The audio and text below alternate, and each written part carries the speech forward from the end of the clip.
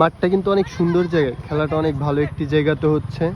আপনার এই পাশে অনেক সুন্দর একটা মনোরম রাস্তা দেখছেন, এইখানে একটা কালভার্টের মতো ব্রিজ, আর যে ব্রিজটাতে আমরা বসে আছি, তো এখানে অনেক সুন্দর একটি পরিবেশ। এখন এইদিকে খেলাটা হচ্ছে, যে বলটা তারা পাস করলো, তো এখানে খেলাটাও দেখতে ভালো লাগছে, এখানে পরিবেশটাও সুন্দর, ওয়েদারটাও ভালো।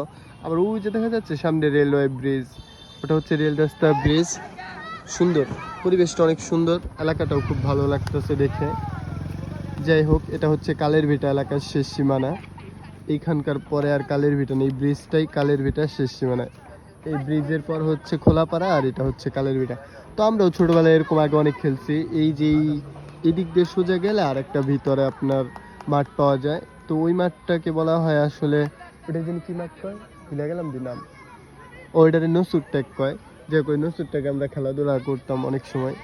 তো এইগুলো তো ছিল স্কুল লাইফে। আর এখন এখন এইখানে খেলা দেখতে আসছে, খুবই ভালো লাগছে খেলা দেখে। বলটা কাটায় মাটায় নিতেছে, অসাধারণ দেখতে, ওয়াও। আশা করি ও কিছু করতে পারবে, পাসটা ভালোভাবে দিবে, তাদের 10 দিল প্রথমেই, না সুন্দর পাস, অসাধারণ। না ভালোই তো খেলতেছে সবুজ, তুমি ছোটবেলায় খেলতা?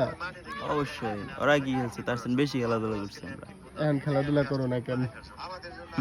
বিয়ের বয়স হয়ে গেছে আবার হওয়া বলে।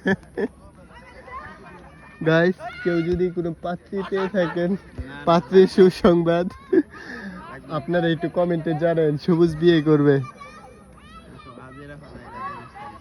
আমি তো এটা ছাড়বই, সবুজের বিয়ের বয়স হয়েছে। যে সবুজ অনেক ভালো ছেলে, আপনার একটু খোঁজ খবর চাইলে নিয়ে দেখতে পারেন। তো অনেক খেলা দেখলাম, খোদা হাফেজ। ভিডিও অনেক করছি, এখন খেলাটা উপভোগ করি ভিডিও না করে।